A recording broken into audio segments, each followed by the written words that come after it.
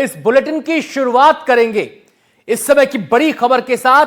पत्रकारों पर धीरेंद्र शास्त्री का विवादित बयान सामने आया है। सवाल करने को लेकर बोले धीरेंद्र शास्त्री। धीरेंद्र शास्त्री के बयान पर कांग्रेस का तंज। धीरेंद्र शास्त्री ने किया पत्रकारों का अपमान। पत्रकार खुद से नहीं गए, बीजेपी ने बुलाया था। यह बदतमीजी नहीं, सत्ता के संरक्षण में घमंड है। तो पहले धीरेंद्र शास्त्री का बयान आया सवाल पूछने को लेकर, और उसके बाद कांग्रेस ने हमला बोल दिया। बाकी जिस पत्रकार को जो खुजली हो सो प्रश्न कर सकता है। बाकी जिस पत्रकार को जो खुजली हो सो प्रश्न कर सकता है। बाकी जिस पत्रकार को जो खुजली हो सो प्रश्न कर सकता है। कथावाचक धीरेंद्र शास्त्री के द्वारा पत्रकारों के लिए अभद्र भाषा का प्रयोग करना बेहद ही निंदनीय है। धीरेंद्र शास्त्री खुद को सनातन धर्म के प्रचारक बताते हैं। सनातन धर्म में किसी के लिए अपमानजनक शब्दों का कहाँ स्थान है?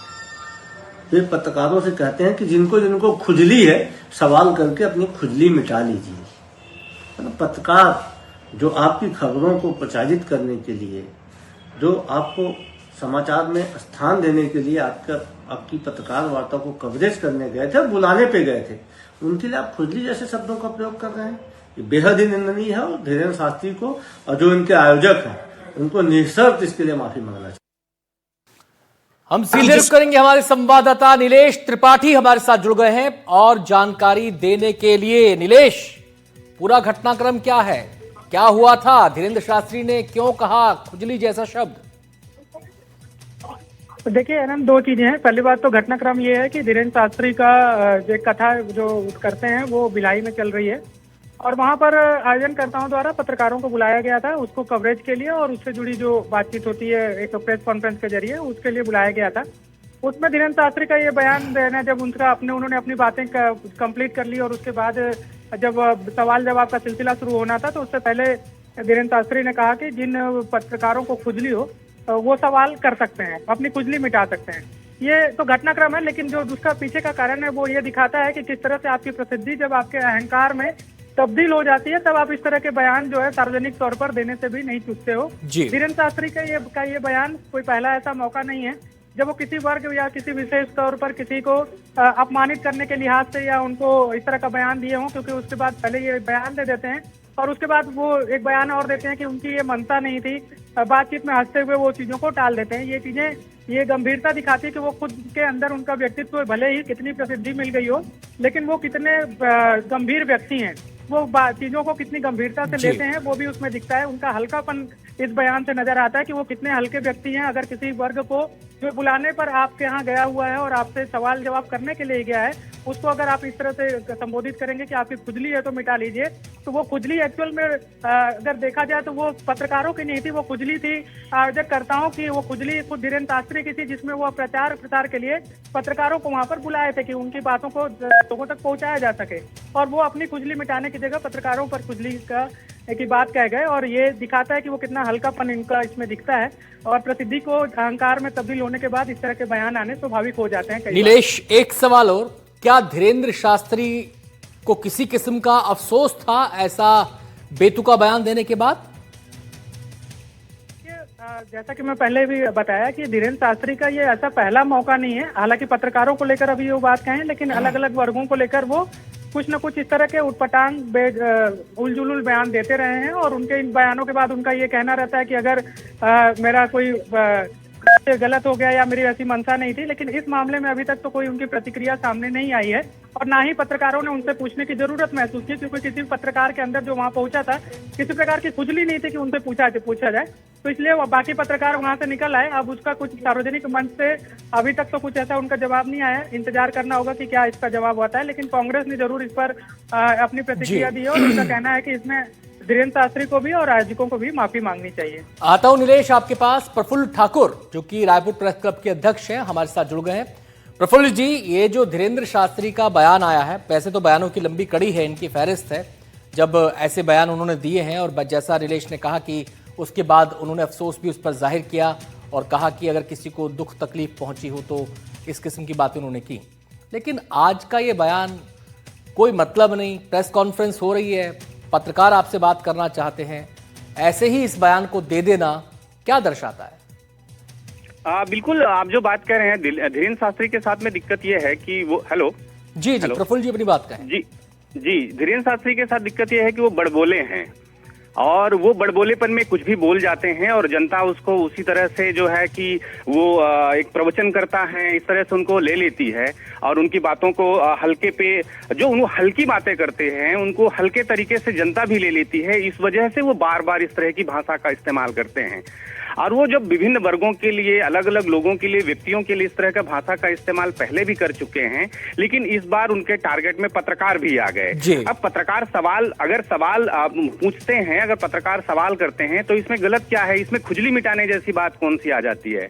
तो धीरेन्द्र शास्त्री का ये बड़बोलापन बार बार लगातार जो है वो देखने में आ रहा है और अब उसके निशाने पर उनको अहंकार इतना ज्यादा हो गया है कि उनको लगता है कि वो किसी को भी कुछ भी बोल देंगे और उनका विरोध नहीं होगा, उनके ऊपर कोई प्रतिक्रिया नहीं देगा, उनपे कोई सवाल खड़े नहीं करेगा, क्योंकि उनकी पॉपुलैरिटी इतनी ज्यादा है कि जब व्यक्ति पॉपुलर हो जाता है, इतना प्रसिद्ध हो जाता है, तो उसके हर अपराध अक्षम्य हो जाते हैं।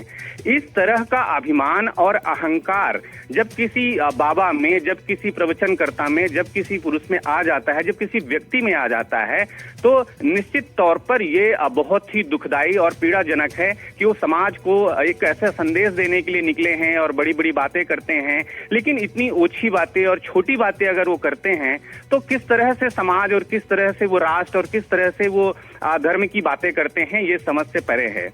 प्रफुल्ल जी बहुत बहुत शुक्रिया आपका हमसे बातचीत करने के लिए। अहंकार की बात प्रफुल्ल जी ने यहाँ पर कही कि अहंकार लगता है कि उनके सिर चढ़कर बोल रहा है, प्रसिद्धि का उनकी फॉलोइंग जो इतनी हो गई है, तो यहाँ पर यह समझना जरूरी हो जाता है कि अहंकार इस सृष्टि में किसी का नहीं टिकता, बड़े बड़ों का नहीं टिका, तो अहंकार से तो दूर रहना चाहिए और साधु संत तो ऐसी बातें बोलते ही हैं। नीलेश हमारे साथ जुड़े हुए हैं। नीलेश, एक तरफ तो साधु वाणी, संत वाणी, अहंकार से दूर रहो, मोहमाया के चक्कर में मत पड़ो, अपने आप को विमुख करते चलो, चीजों से काटते चलो, चीजों से अलग होते चलो, कर्ता का भाव मत आने दो, कर्म पर ध्यान केंद्रित रखो। मुझे लगता है सब भूल गए धीरेन्द्र शास्त्री। बिल्कुल, देखिए ये नजर आता है कि आपकी कथनी और करनी और आपका जो चरित्र है और आपका जो चित्रण है उसमें कितना अंतर है। चित्रण आपका दिखाया जा रहा है कि आप बहुत प्रभावशाली व्यक्ति हैं, आप ऐसे व्यक्ति हैं जो सीधे भगवान के कनेक्ट में है, आपकी कई बातें जो हैं लोग मानते हैं, आपके कहा का कुछ जादूगर टाइप का असर हो जाता है, कुछ अलौकिक शक्तियां आपके पास आ गई हैं, ऐसा आपका चित्रण किया जाता है। और जब आप चरित्र आपका सामने आता है तो दिखता है कि आपकी भाषा एकदम ऐसी भाषा है जैसे कोई, हम कहते हैं ना कि गली में घूमने वाला एक कोई ऐसा व्यक्ति जिसकी भाषा पे कोई संयम नहीं रहता है, वैसी भाषा इनकी नजर आती है। और ये सिर्फ पहला दफा नहीं है, पत्रकारों पर आज उन्होंने टिप्पणी की, लेकिन इससे पहले भी कई सारे ऐसे मामले आए हैं जिसमें वो इस तरह का बोलते रहते हैं। तो ये चीज दिखाता है कि चूंकि आप अगर सरकार के द्वारा भेजे गए प्लेन से आओगे, आप अगर सरकार का कोई मंत्री आपको रिसीव करने जाएगा और लेकर आएगा, तो आपके अंदर इतनी अहंकार आ ही जाता है कि आप किसी को फिर कुछ नहीं समझते हो और जो मन आता है बोल जाते हो। और आपको पता है कि इस बोले का कोई असर किसी के ऊपर हो, मतलब कोई ऐसा प्रतिक्रिया उनको नहीं मिलती है, उसका ही असर नजर आता है कि आप लगातार वो इस तरह बयान देते रहते हैं और उसके बाद चीजों जो है एक के बाद एक नहीं आती हैं। बहुत बहुत शुक्रिया नीलेश आपका इस पूरी बातचीत के लिए। तो अगर किसी को अहंकार है पद का, प्रतिष्ठा का, प्रसिद्धि का, तो उसे बात गांठ बांध कर रखनी चाहिए। और हमारे शास्त्र भी ये कहते हैं और सृष्टि का जो न्याय चक्र है वो भी ये कहता है कि अहंकार दुनिया में किसी का नहीं टिकता। बहुत बहुत शुक्रिया नीलेश आपका। रायपुर से खबर है, तेली बांधा थाने के बाहर प्रदर्शन हुआ। थाने के बाहर हिंदू संगठनों का प्रदर्शन हुआ। एफआईआर के विरोध में थाने के बाहर यह प्रदर्शन किया गया। दरअसल यह मामला है मॉल में तोड़फोड़ का। आपको याद होगा हमने तस्वीरें दिखाई थी 2 दिन पहले, क्रिसमस की तैयारियां चल रही थी मॉल के अंदर और वहां पर सजावट की गई थी। तो एक लोगों का समूह वहां पर पहुंचा, काफी संख्या में लोग थे और उन्होंने उस मॉल में तोड़फोड़ शुरू कर दी। वो तस्वीरें भी हम आपको दिखाएंगे। ये तस्वीरें आप देख सकते हैं। एक तरफ उस मॉल की तस्वीरें जहां पर तोड़फोड़ की गई थी, जो सजावट थी उसको तहस नहस किया गया था। आप देखिए कुछ लोग दुबक कर बैठे भी हम तस्वीरों में नजर आएंगे। जाहिर सी बात है जब ऐसा मंजर होगा तो लोगों के अंदर डर होना लाजमी है। वहां पर लोग पहुंचे, लोगों का समूह पहुंचा, तोड़फोड़ की और उसके बाद वहां से वो निकल ली। लेकिन पुलिस ने अपना काम किया, पुलिस ने एफआईआर दर्ज की। अब इस एफआईआर दर्ज होने के खिलाफ प्रदर्शन हो रहा है। ये कुछ लोग हैं हिंदू संगठनों से जुड़े हुए जो पहुंचे थाने के बाहर, वहां पर हवन किया और मांग ये की गई कि एफआईआर वापस ली जाए।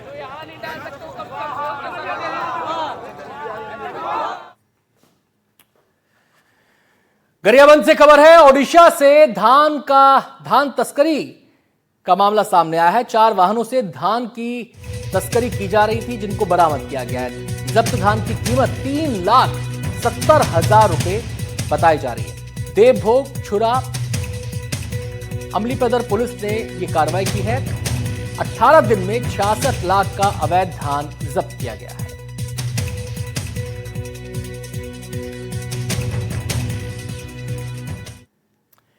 कवर्धा जिले में धान खरीदी केंद्रों में उठाव ना होने के चलते जाम की स्थिति बन गई है, जिसके चलते किसानों को परेशानियों का सामना करना पड़ रहा है। बता दें कि जिले में समर्थन मूल्य पर धान खरीदी के लिए 108 उपार्जन केंद्र बनाए गए हैं। वहीं इस वर्ष धान बेचने के लिए 1,27,000 किसानों ने पंजीयन कराया है और जिले में अब तक 40 दिनों में 50,000 किसानों से 2,48,000 मीट्रिक टन से अधिक धान की खरीदी की जा चुकी है, जिसमें उठाव के लिए लगभग 70,000 मीट्रिक टन का डीओ और टीओ जारी किया गया है।